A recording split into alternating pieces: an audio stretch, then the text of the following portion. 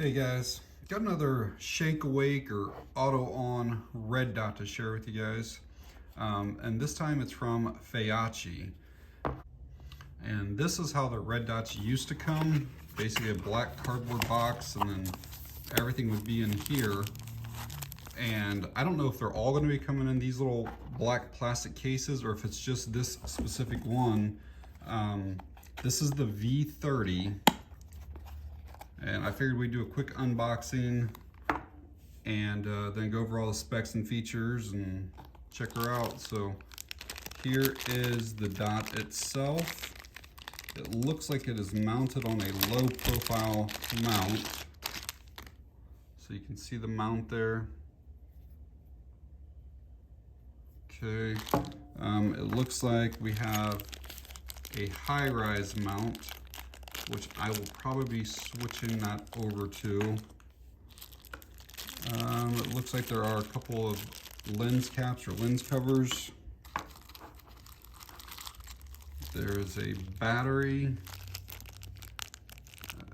That's like a star. It's not an Allen key, but it's a similar shape, but it's there is another key in there. So there's two of them, but they're both star shaped, it looks like. Some extra screws. Lens cleaning cloth, and that appears to be everything. I did want to say that it does come with the battery pre-installed, so they actually give you 2 batteries, and it also has this anti-reflection, anti-glare cover on it that is removable if you do not want that on there. So right out of the box, first impressions, it feels pretty high quality. This is one of their kind of more expensive red dots. This one comes in right around $65. The anodization on it is premium. Like there's no slipperiness to it. Everything feels really good on it. Some of the features is it does have a 2 MOA red dot on it. It's got 10 brightness settings. 8 of those are actually for the dot, and then there's 2 night vision settings. Scratch resistant lens, which are very, very clear. This does, like I mentioned earlier, it does have the auto on, auto off. It's got a 22 millimeter lens. That anti-reflective device, which that might help a little bit or cut down some of the glare that you see. But one of the big things it does is it prevents you from being seen. You know, if you were out with your rifle, somebody can easily see that. Some specs on it. It is 2.78 inches in length, and that is without the anti-reflection cap. So right to there is 2.78 inches.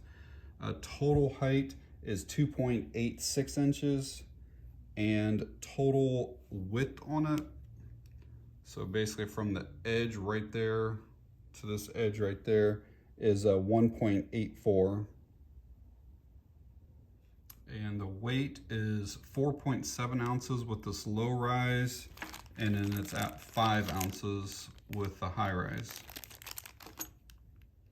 The power of it is just a 1 time, so there is no magnification of it. And I could not find a waterproof rating anywhere on the Amazon listing. So going around the V30, pretty simple design. We have our power on off right here, which again, it has auto on off. So once you have it set, you don't have to worry about that. And then you have your, for the intensity of the red dot, the brightness of it, you got down and up. We have our elevation adjustment, windage adjustment, battery door right there.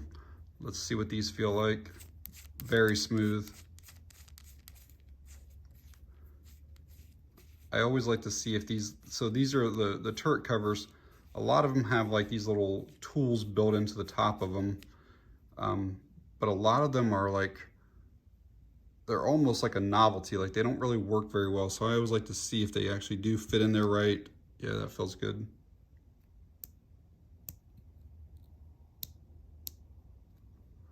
So you can adjust it no problem with those. I've had a lot of those where they don't want to fit in there right, or they don't really turn it right. They almost like slip out of the little slot there.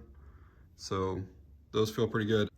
The adjustment on those is 1 MOA per click at 50 yards. So let's get it turned on, see what it looks like. You can see the emitter right there, the bottom right. So middle button, turn it on, very crisp little dot there. Again, that's a 2 MOA dot. Let's turn up the brightness and see what it looks like.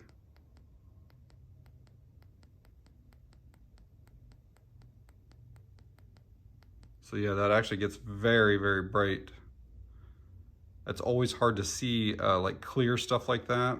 You can easily see on dark surfaces, but when you start getting on the clear stuff, and you can see that really well. So yeah, no issues whatsoever seeing that dot, which means it'll be real easy to pick up stuff outside as well. And let's see what it looks like with that anti-reflection cap removed.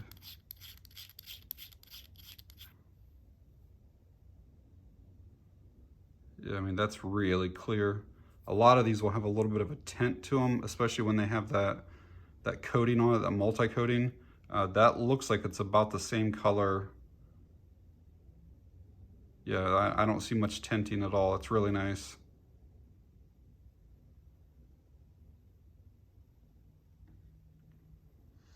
Those lens covers are plastic. Feel a little bit thin in my opinion. They are textured along here. They are spring opening, so that actually is nice. We'll get it mounted and see how they work though. You can have that device on if you want and still put these on, or you can have it removed, whichever way. So there it is with the covers installed. It is a super tight fit on there. It's gonna take some strength and some twisting to get those back off, but just to kind of show you here, they are nice and springy.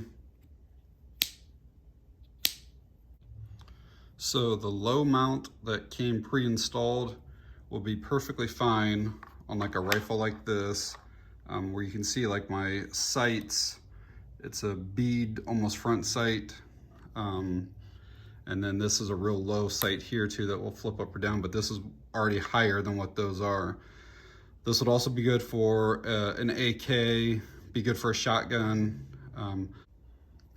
But most ARs, you're gonna wanna put the taller riser on it. And most ARs are gonna have either a front fixed sight or like this one here, these flip up front sights. And if you keep the low rise mount on here, which I'll show you down here, obviously you would never mount this here, but just to kind of show you, like I could see over those sights when they're down. But as soon as I were to flip them up, I couldn't see anything. This would be hitting like right in that area right there, so you can never see through your dot. And so you would definitely have to use the taller riser to kind of get this up a little bit higher. Maybe this will give you a better idea of why you can't use the low riser. So if the battery were to die in this while I'm trying to use this, there's basically no way I could see from my back sight to that front sight, because this would all be in the way. So there is the high-rise mount installed, and I don't know how well it'll show up on camera, but it is a different type of almost color or different anodization as what the optic itself is. Can you see how this has more of a shine? It's a little bit more slippery than what that is. And even compared to this, you see the color difference in it? This matched the optic perfectly. This is almost like they had a mount for another optic and then they just used it, but they clearly do not match up completely right. So there it is installed with the high-rise mount. I'll be able to show you guys once we get to the range what that'll look like, but you'll be able to see from basically where my backup sights are, you'll still be able to see right through the optic. even if the battery were to fail in this. And before I go to the range, the last thing I do want to check is to make sure that auto on, auto off feature does work. So they say it takes basically an hour for it to power itself off. So basically I'm gonna leave it just stationary for an hour and see if it does go off. All right guys, out at the range here today. I got this Feyachi, that V30. I'm gonna be testing it out, see if I can get it sighted in. It is spitting some rain here. It's kind of a gloomy day, but do what you gotta do. One tip to you guys that are maybe new to shooting, anytime that you're trying to sight in an optic and stuff, make sure that you bring like your original case, original tools with it. I always keep a set of Allen keys in my range bag. I don't even know, there's probably a dozen or more on here, but it never fails. I'll get to the range to test one and I don't have the right tool, so make sure you bring what the company gave you to sight it in. And speaking of that case, that's actually pretty nice. I know I did an unboxing earlier, but it kind of almost reminds me of like a Trigicon case. It's really, really, really thick plastic. So I like that case a lot. All right, so here's my setup. I know it's kind of hard to see, but 50 yards down there, the target hung. I actually use an old iPhone for a lot of my range stuff. I used my iPhone 13 Pro a couple times and it actually like messed up my microphone and my speakers for several days just because of the gun blast, I guess. So I just use an old phone, don't have to worry about it then. So with the auto on or the shake awake, this thing should be on as soon as we flip these caps. So let's check it out and see if it is. All right.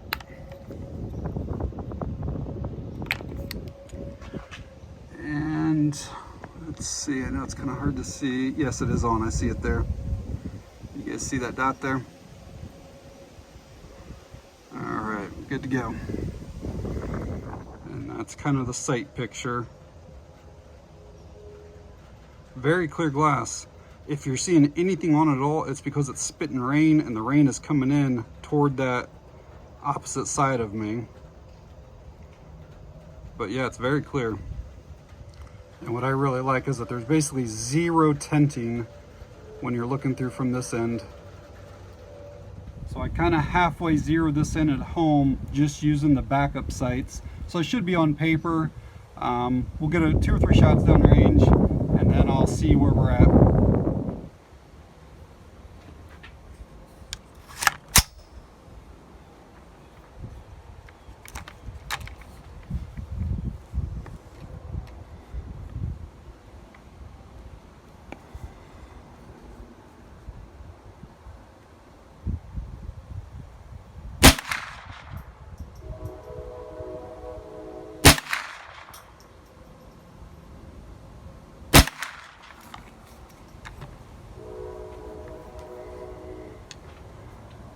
So I'm on paper with those 3, but I need to come up quite a bit and left a little bit.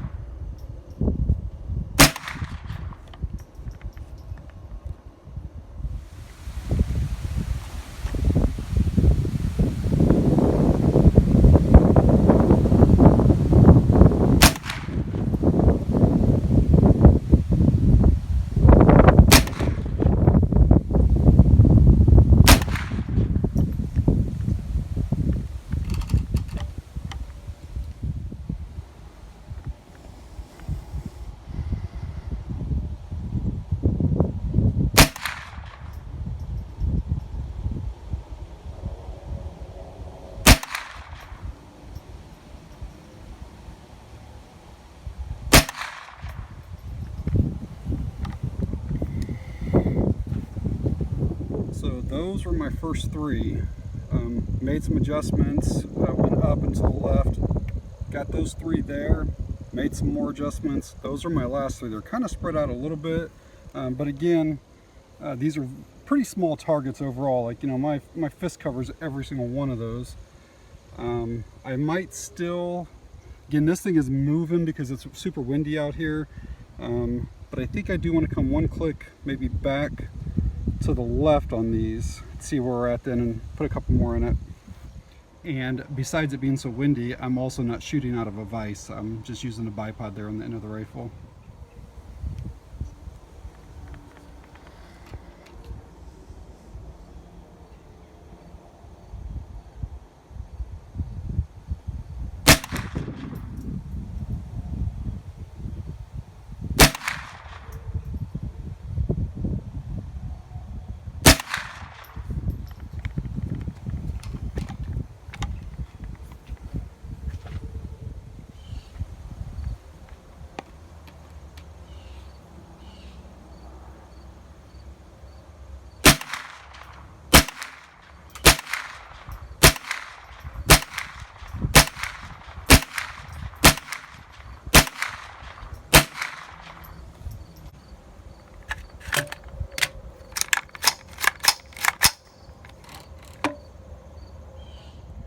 So guys, what, we'll do some final thoughts when we get back to the house, but again, those were my first three, and I think maybe those three were my next three, and I did some rapid shooting.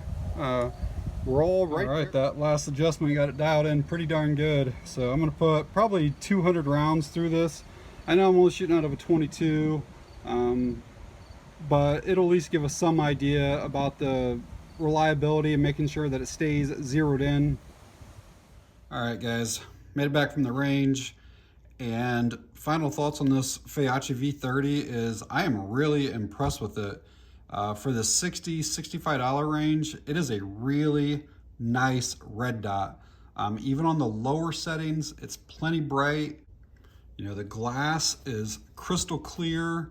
The dot is very crisp. I really don't have any complaints with the dot itself. I did not like how the mount was a different kind of almost color texture. I didn't necessarily care for the plastic lens covers, but they work fine. There's nothing wrong with them. And you know, I put over 200 rounds through it today. The mount stayed completely secured, never moved whatsoever on that rail or anything. Didn't have to retighten anything, and it held zero the entire time. But yeah, overall, I mean, this is probably one of my favorite budget red dots that I have tested so far. So I will leave an Amazon link down in the video description if you want to find out any more information on this Feyachi V30. Really solid red dot though. I would recommend this one. So, all right guys, that's it on this one. Thanks for watching. I appreciate it.